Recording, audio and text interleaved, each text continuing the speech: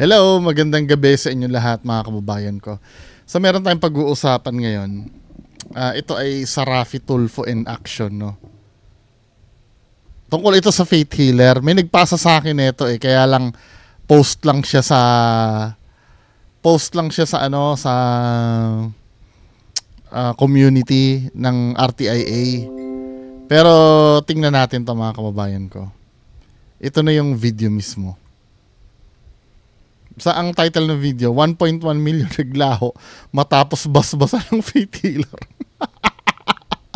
Panoorin nga natin. Ma'am Rochelle, magandang hapon. Magandang hapon po, Sir Rafi. Ma'am, ang laking pera ito. 1.1 million. Opo, Sir Rafi. Kasi naniwala po ako sa kanya, sir. Dahil nga po, mag-abroad po ako ulit. Sabi niya mapapahamak po ako doon, sir. Tapos may mga sakit po yung pamilya ko. Kaya kailangan po basbasan po yung mga gagamitin ko para maayos po yung pamilya ko, sir. Paano mo nakilala? Ito yung hindi ko magets, no? Ito ha, mga kababayan ko. Ito, hindi ko binabastos yung mga nasa linya niyan. Actually, may mga kaibigan ako diyan katulad ni Sir Jan Sebas, 'di ba? Isa ring manggagamot 'yon. Hindi ko naman inaano 'yon, hindi ko naman binabastos yung paniniwala. Pero sometimes, 'di ba? May mga senaryong ganito na kailangan talagang mamulat tayo. Ito yung sinasabi ko sa inyo na sa lahat ng larangan may fraud. 'Di ba? Kailangan sa lahat ng larangan maging vigilant tayo sa mga ganyan. Sa pag-aabogado may mga peking abogado. Sa pagdodoktor may mga peking doktor. Sa mga engineer may peking engineer. Hindi lang naman sa kasi minsan nagiging defensive yung ibang manggagamot na kapag kino-content itong mga ganitong bagay, nagagalit na. Where in fact dapat magtulungan tayo para maiwasan yung mga ganitong panluloko. 'Di ba? Sa ayaw at sa gusto nyo, maraming manluloko. Minsan kasi ang problem pagka halimbawa nadamay yung isa sa inyo, no? Na gumawa naman talaga ng kagaguhan, makukumpel kayo ipagtanggol dahil kabilang kayo doon. 'Di ba? Hindi dapat. Dapat kung alam nyo din sa sarili nyo na totoo kayo at hangad nyo lang makatulong sa kapwa nyo, dapat kasama kayo sa kumukontra ng mga katulad nito. Hindi dahil hindi sinasabing hindi totoo yung ginagawa nyo, pero na-exploit kasi Kung feeling nyo totoo yung ginagawa nyo, edi tumulong kayo para maalis itong mga salot sa hanay nyo. Kilala itong Marilyn. Sa Hagon po. Ano po kasi, sir, dati na po kasi nagpapagamot sa kanya yung pamilya ko. Okay. Kaya nung umuwi po ako din. Mukhang yun mukhang, hindi may ganun bang itsura na na faith healer? Parang parang hindi naman siya experiencado. 'Di ba? Minsan nakikita ko yung mga I don't know kung mapanghusga lang ako sa itsura, no? Kasi kadalasan sa mga faith healer na nakikita ko, yung talagang pag tiningnan mo sila, faith healer na agad ang itsura nila. Hindi yung parang parang masyadong ayoko na magsalita na. Basta yung itsura niya hindi pang faith healer Sir, galing Taiwan. Nagpatingin din po ako sa kanya, sir. Baka bumalik, marami siya mga sinasabi sa'yo kung parang pananakot na kailangan mapaspasan ka niya. Sir, kailangan basbasan, sir, yung mga gagamitin ko sa pag-apply, sir, yung mga... Para hindi ka malasin, etc. Ang kapalit ng pagbasbas niya, magkano? Magkano binigay niyo, ma'am? Nasa 200 po, sir, 1,000. Sunod? Ay, putang... Ano lang yun? Basbas lang yun? Ano ba yun? Akala ko 200 pesos lang. Basbas? Sa pag-apply, sir, yung mga... Para hindi ka malasin, etc. Hindi ako makapaniwala. Si ate, alam ko hindi tanga to dahil nakapag-ipon ng 1 million Siguro kung tanga-tanga ka, hindi ka mag-iipon ng 1 million Hindi ka makakaipon ng 1 million. Pero, ano ba yon? Hindi, dito kasi, ito yung kailangan nyo intindihin na dahil dyan sa putang inang paniniwala na yan, yan yung kinakapitalize ng mga tao para ano, para lokohin kayo. Kasi yan yung kahinaan natin eh. Pagka naniwala tayo sa isang bagay, hindi lang naman nangyayari diyan sa mga faith healing yan, sa mga ganyan. Kahit sa ang uri, kahit sa investment sa negosyo, may ganyan din. Na hindi ko naiintindihan, no? Parang wala man lang ba tayong due diligence na, ano? Na, alam mo yun? Tapos ito namang mga manluloko na to, dahil alam nila na naniniwala sa ganyan yung bibiktimahin nila, yun yung aabusuhin. Diba? Mahiya naman kayo sa balat nyo. Alam nyo na wala kayong magagawang tulong or wala namang talaga akong kapangyarihan, gagaguhin nyo pa itong mga tao na pinag-ipunan yung pera. 'Di ba? Minsan nabubwisit ako sa mga kababayan natin eh. Kapag sa umpisa pa lang, pinagsasabihan mo na, nagagalit pa. Nagagalit pa dahil hindi ginagalang ang paniniwala.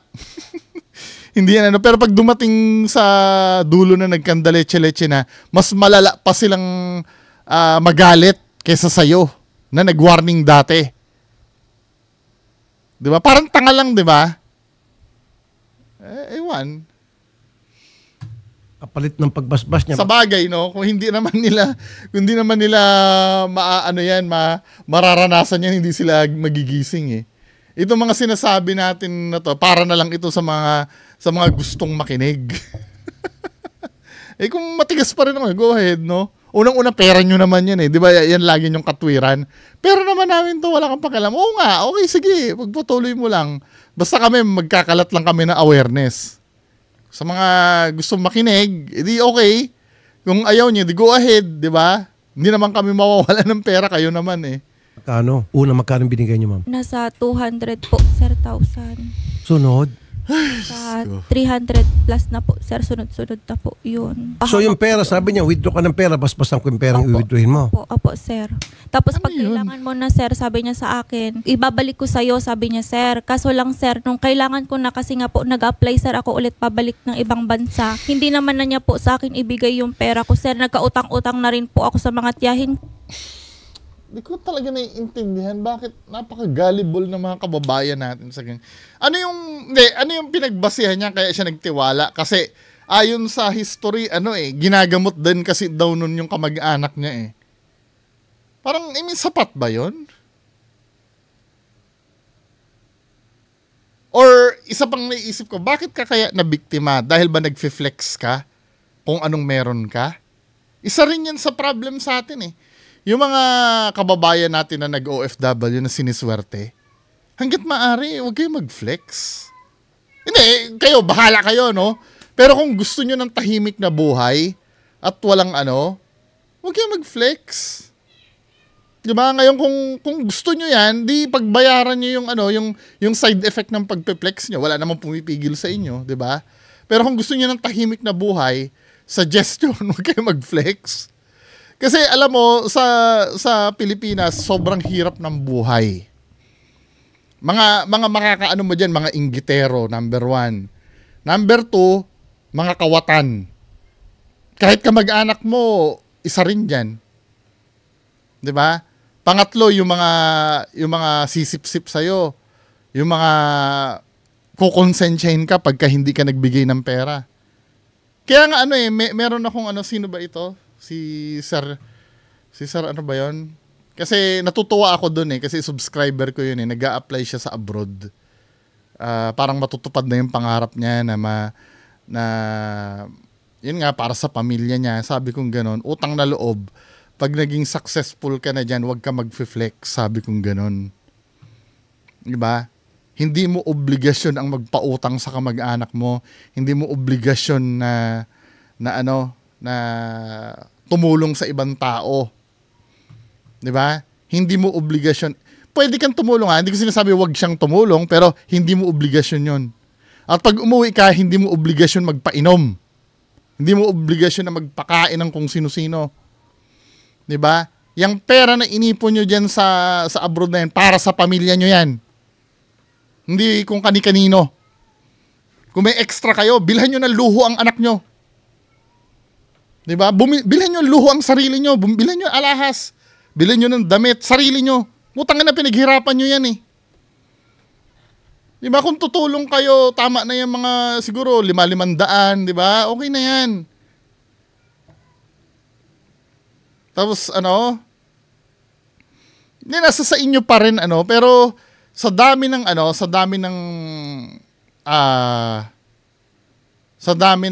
naghihirap dito sa Pilipinas, kahit na iniisip na yun ng mga niyan para makuha lang yung pera mo. Pinagtrabahuhan mo yan, sa'yo yan. Hindi kung kani-kanino. Di ba? Ko dahil ayaw naman na niya pong ibigay doon daw po sa nila, altar nila, sir. So, binigay mo sa kanya yung 200 something thousand. Opo, sir. Hawak-hawak niya, sabi niya, dalhin ko sa altar, babasbasan ko. Opo, sir. Through bank to bank lang naman po yun, sir. Bank to bank. Opo. O tapos humingi siya ulit. Opo, sir. Sabi niya kasi kailangan lahat ng nasa sayo para hindi ka malasin at ang pamilya mo. Ay, ate! Ang pera, sa hindi ka parang nagduda na, teka muna. Bakit niya basbasan yung pera ko? Pera ko na ito, kinita ko na ito. Umabot ng 1 million, Paano? Swerte itong pera. Kasi kumalas ka, hindi mo sana nakinita yung pera ngayon. Tama. Nung una kasi, sir, nung February, nagsimula po ako nag-apply. Nagbibigay naman po siya sa pang-apply ko nun, sir. Kasi sabi nga niya, kumuha ka sa akin pag na kailangan mo na sa pag-apply mo, ganun, sir. Pero pera mo pa rin yun. Pera mo pa rin yun, hindi niya pera yun. Parang ikaw pa yung March na po, sir. Sa huling lakad ko na po na magbibisa na ako, tapos bibigay ko na yung bayad ko sa agency, sir. 800 lang po yung pera kong pupunta dito sa Manila nun, sir, kasi hindi niya po binigay. Umutang na po ako sa mga tiyahin ko nun. Marilyn, ma'am, magandang hapon. Ay, hello po. Andito po, ma'am, si Rochelle Graneta. Kilala niyo po siya. 1.1 million Mukhang bang faith healer ito, si ate? Ma'am, si Rochelle Graneta. Mukhang ang ganda ng kutis niya. Napunta na dun sa pagpapaganda niya. Kilala niyo po siya. 1.1 million binasbasan niyo. Ngayon, nasaan na po yung 1.1? Nabasbasan niyo na po ba? Kasi kung hindi, ma'am, kayo mabasbasan sa loob ng kulungan. Sir, baka po misunderstanding lang po siguro kami ni Rochelle. Sige po, mag-explain po kayo, ma'am. Opo. Sige. Ganito po kasi yon. Total, alam nyo na din po yung sitwasyon at sinabi po pala niya yan about ka na babasbasan. Ganito po kasi yon. Ako po kasi, contractor po ako. Naniniwala rin po kasi ako sa pinaniniwalaan niya, like kay Apo Ninyo po kasi tawag namin. May tinatawag po kasi kaming, parang meron po kaming mayroon po akong isang ini-sponsoran na mga nagsiservice na mga naggagamot, parang ganun po, sa Isabela. Okay. Nagpatayo po kasi ako ng bahay dito sa Gimba. Sa may bypass, San Roque. Okay. Tapos iyon ay tulong po ng pinaniniwalaan po namin. Tapos nagkaroon po Okay, sino po yung pinaniniwalaan ninyo? Kwan po, Ninyo. Santo Niño? Opo. Naku, pati Santo Niño nadamay. Kaya nga po, ayoko nga po sanang magsalita ng ganitong bagay. Na-open naman na po. Pwede Okay, po bang sige. wag sana? Sige, ma'am, anong kinalaman ni Santo Niño sa 1.1 million na hindi po. ikinuha mo sa kanya para basbasan kuno? Hindi ito talagang big deal. Kasi tinuturing ko naman silang pamilya. Hindi big deal ang 1.1 million sa inyo, ma'am? Siguro po. Ay, Oh. hindi naman, sir. Hindi, bottom line niya, isoli mo. Kasi binasbasan mo lang yan eh. Ano ba? Wait lang po, papaliwanag ko lang po. Sige, para ma'am. po mas maayos. Sige, ma'am. Mas okay po sa sir. Hindi po, at saka hindi po ako tumatalikod. Hindi ko rin po sinasabi na tatalikuran ko po yan kung 1 million man po na maigit. Hindi po, babayaran ko po kung talaga po akong nagkasala at ibibigay ko po. Okay. Ngayon lahat po na dito sa altar, pinupuntahan po kasi talaga nila yon dito sa bahay. Pinupuntahan po nilang lahat. Nagdadala sila ng nagpapabasbas sila. Ako din po mismo, kasi may construction po ako. O, nasa na nga? Ng pera ko. Alam ng mga kasambahay ko po dito yon. Alam din ng partner ko. Alam Daming ko na- paligoy-ligoy. Mismong ako po. Nabawat kwan ko, yung floor plan na ipapatayo kong construction na bahay, hinihiling ko sa kanya na basbasan niya. Lahat kami. Hanggang dumating sa punto na hindi ko na po, imi-make it short ko na po, na alam niya yon pati kila nanay, lahat. Tapos, Ayan po ang nangyari, nagbasbas. O di, nililista po namin yan isa-isa, binabalot po namin sa papel. Okay. Ngayon ang nangyari po, nagtanggap po kasi ako dito ng, actually, naibalik naman po yung iba. Kinumpit ko po kahapon at dahil ang plano ko po kasi ibabalik na lang. Okay. Mabuti Yun po naman. ang kwan ko. Tapos po, Mabuti naman sir, hindi naman po ako masamang tao. Sabi ko nga po. Tapos po, eto po, 475, kung 1.1 million na sinasabi po niya, sir, ito, to be honest, dahil binabalot, dahil meron siyang listahan, doon ako nagbe-base. Pag binabalot po yan, iniisa-isa ko po yan talagang binabalot. Tapos pinapabasbasan, sinasama ko sa kwan ko sa tinuturing ko siyang kapatid. Ngayon ang nangyari, so sir, wala kasi akong CCTV dito dun sa bahay. Ma'am, bakit kinailangan mo basbasan ang pera niya para hindi malasin, para siya swertihin? Yung pera... Dahil CCTV. So, ibig sabihin, ito yung irony. May minimension na siyang CCTV eh. Ma'am, bakit kinailangan... Wait lang ha. So sir, wala kasi akong CCTV dito dun sa bahay. So parang ang palalabasin niya dito parang nanakaw. So binasbasan mo yung pera para hindi malasin. Ironically, sa'yo minalas yung pera. Ganun ba ibig mong sabihin? Kasi may minimension na siyang CCTV eh. Tingnan nga natin. Bakit kinailangan mo basbasan ang pera niya para hindi malasin, para siya swertihin? Yung pera, Ay, hindi swerte na ngayon eh. Para ikaw ay kumita ng 1.1, ibig sabihin sinuwerte ka na. Tapos ngayon, babasbasan mo ko no para hindi siya malasin doon sa pera niya. Panduloko po yun. Sir, hindi naman ganun. Tapos Kasi dinamay hindi pa si ko naman Santo siya Niño. pinilit.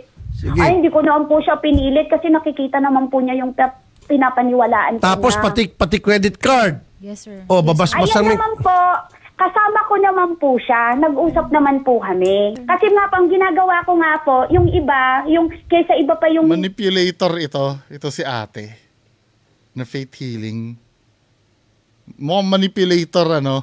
Hingian ko ng tulong na iba, nandyan naman po siya, di sa'yo na lang mag-i-interest yan. At hindi ko po yun inaatrasan, sir. Hindi po. Ma'am, So credit card ginamit din? Pwede ko pong ibigay. ma'am, pwede ba ako magpabasbas sa'yo? Ay, hindi po. Hindi ko po yung tinatanggap kung hindi po kayo naniniwala. Hindi, sige, naniniwala ko sa kasinungalingan mo. Sige, kalukuhan mo. Basbasan mo lahat ng mga staff ko para buenasing kami. Pwede si Odette.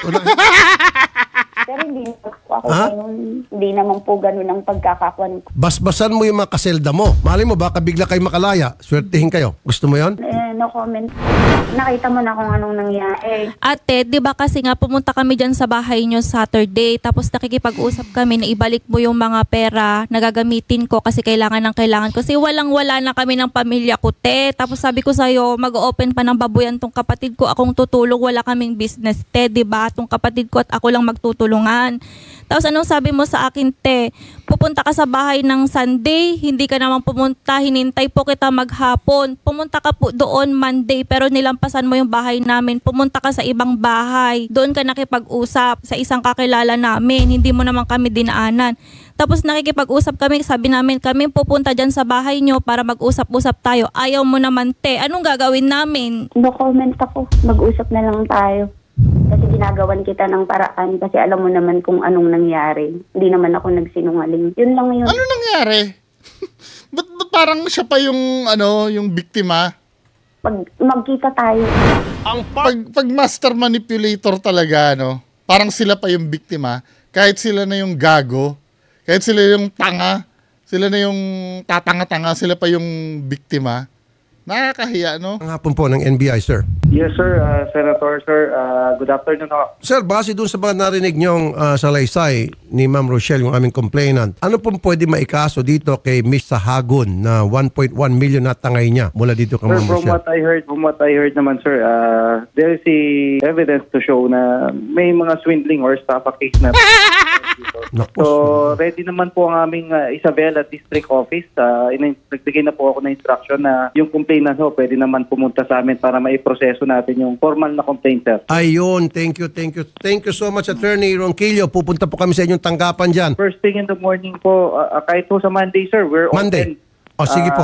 Para po maiproseso na po, mag-start na po yung process ng pag-file natin ng complaint, sir. Ay, salamat. Tama-tama kasi Ma'am Rochelle, merong ACT-CIS Party List Action Center doon sa Kawain. Ibabato kita doon at yung mga taga-ACT-CIS ang sasama sa inyo sa tanggapan ni Attorney Ronquillo ng NBI. Sobrang thank you, Attorney Ronquillo, sir. Thank you po, Attorney. Yes, sir, Senator, sir.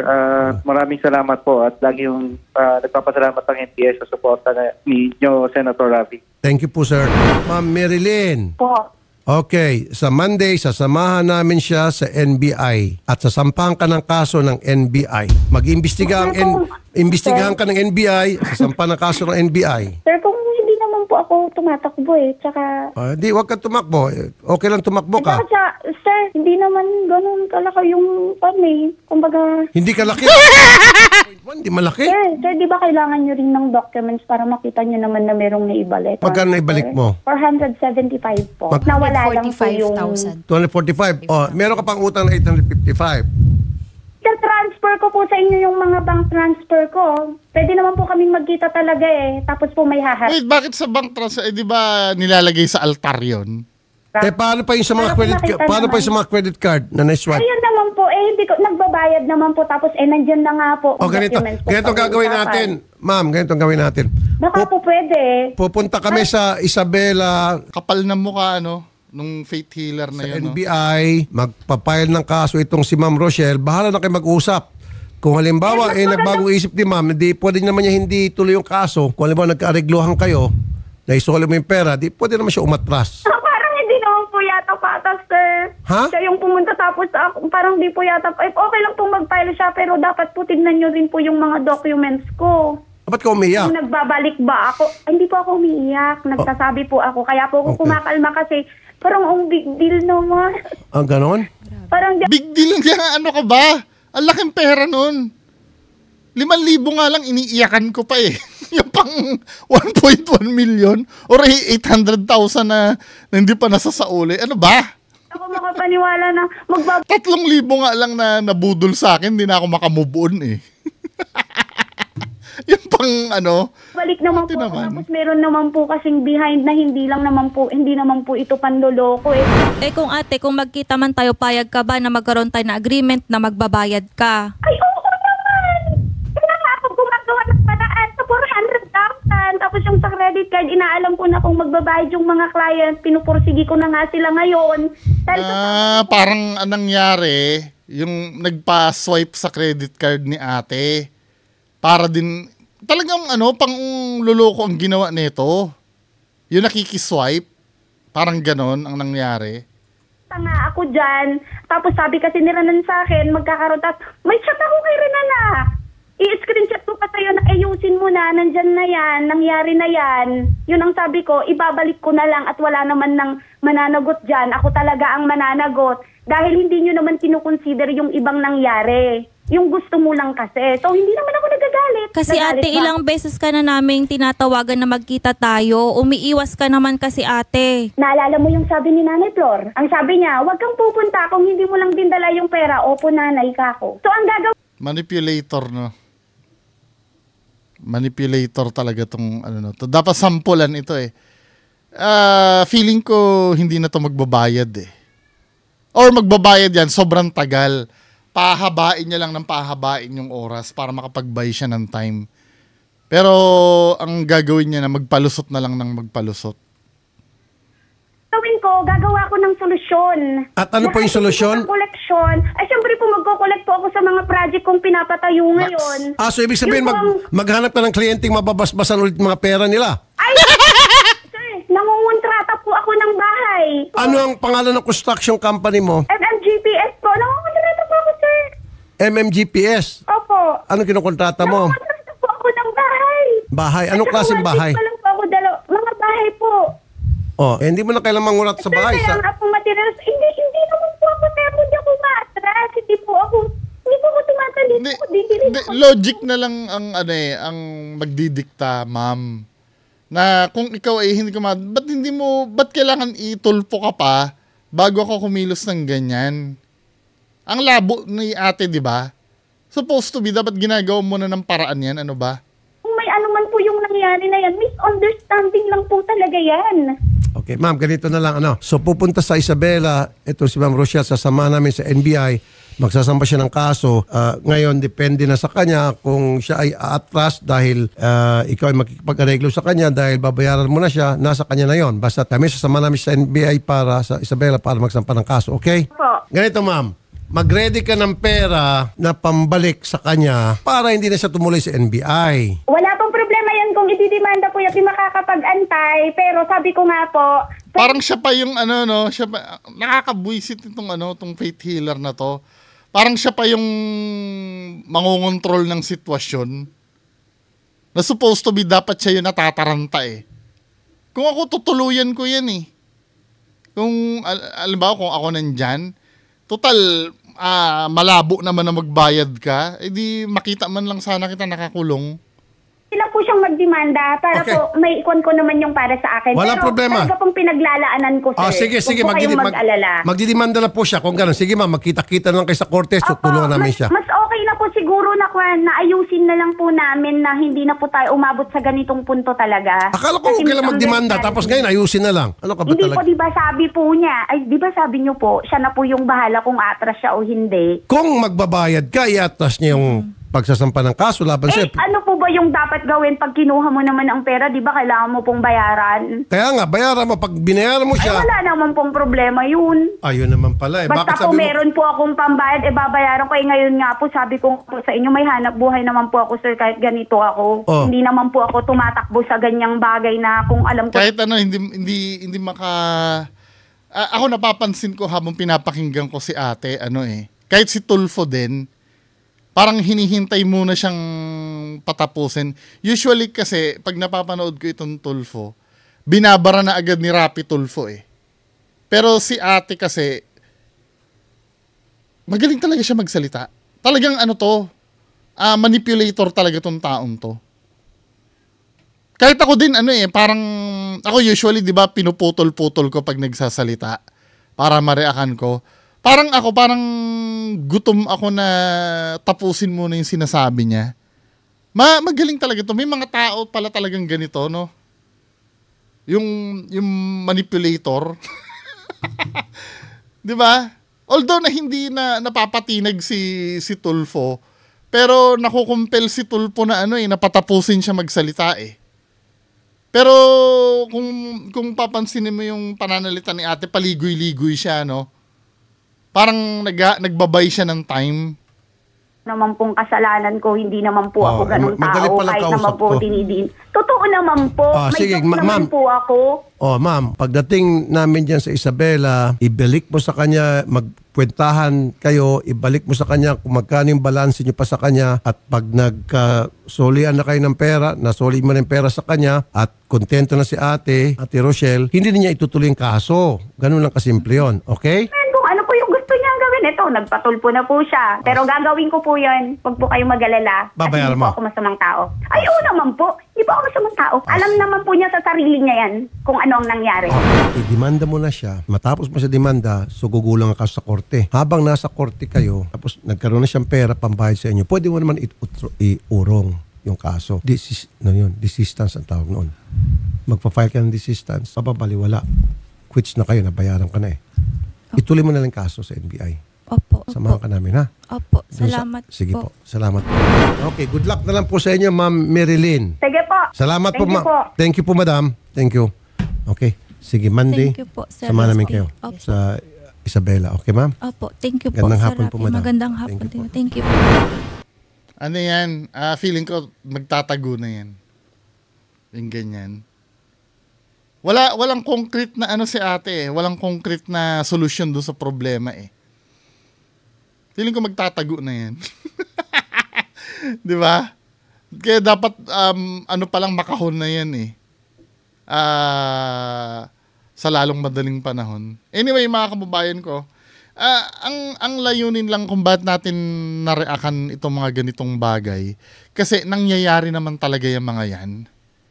Sometimes, takot lang tayo mapag-usapan yung mga ganyang bagay kasi iniisip natin na wala naman tayong magagawa dyan eh. Wala naman akong ganyang pera eh. Kaya hindi, Or minsan, naloko na tayo. Ayaw lang natin tanggapin sa sarili natin. Pero sometimes, kailangan harapin natin itong mga ganitong katotohanan eh. 'Di ba? Hindi para sa atin. Malay mo, kapatid natin, maluloko din yan. 'Di ba? Kaibigan mo. Nanay mo. Pinsan mo. Na may mangyayaring ganyan na naman. Na may may faith healer na naman na sasabihin, babasbasan na naman ang pera. Kasi tandaan nyo mga kababayan ko, ang faith kasi, when you say faith, no, yung paniniwala natin, ang faith kasi paniniwala yan sa isang bagay na walang kasiguraduhan eh. Di ba?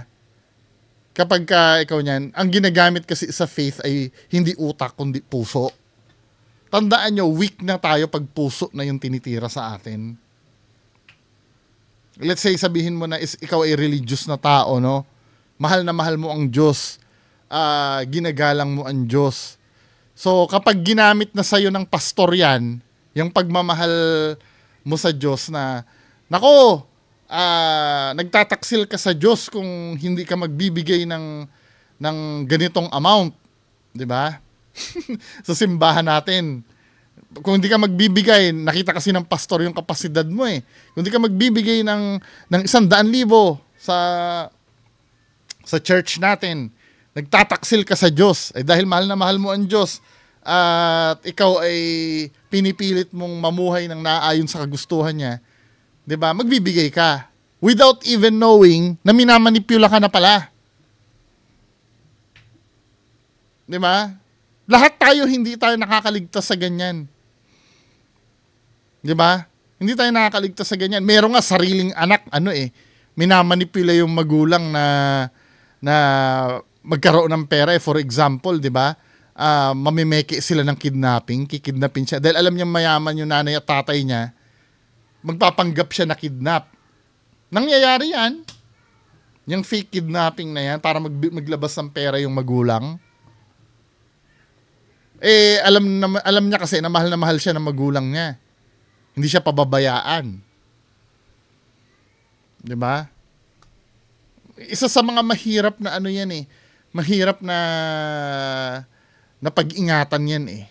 Kasi kapag talaga puso natin ang natira, give up na tayo lahat eh. Lalo na pag awang-awa ka na sa Kaya, magtulong-tulong tayo. Kahit hindi ako ligtas sa ganyan. Sa mga ganyang pagsubok. Diba? Maawain ako sa ganyan eh. Pag hindi sa manloloko, maawain kasi ako, pwede ako ma-exploit diyan. For example, 'di ba, nagtrabaho ako sa SM. Kahit buwisit na buwisit ako sa isang empleyado, ayoko na talagang i-renew. Pag nagdala yun ng baby, maawa ko doon sa baby, syempre, iisipin mo, pag hindi ko ni-renew to, maghahanap na naman to ng ibang trabaho, ano ipapakain niya sa anak niya. Hindi ko kaya yun. Kahit na busit ako doon sa tao. Kaya lang, syempre, babalansihin din natin kung ano magiging outcome kapag ginamit mo yung puso mo.